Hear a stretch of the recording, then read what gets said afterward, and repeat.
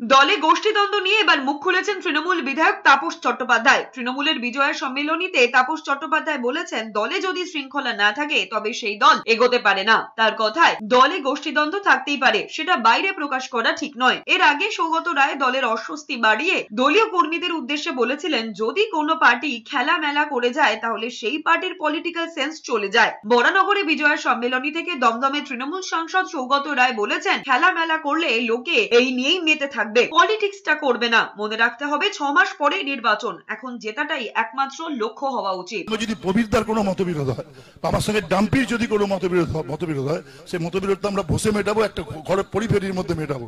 একটা শৃঙ্খলাবদ্ধ পার্টির তাই নিয়ম, পরিবারও আমরা তাই করেন। স্বামী স্ত্রীর ঝগড়া কোনো ভদ্র পরিবার বাইরে বলেন না। আমার মেয়ে বড় হয়েছে, আমার মেয়ের সঙ্গে সব ব্যাপারে আমি একমত হতে পারি না, আমার মেয়েও না হতে পারে। তার সেই ঝগড়াটা কখনোই ভদ্র হবে বাইরে আমরা নিয়ে যাবো না।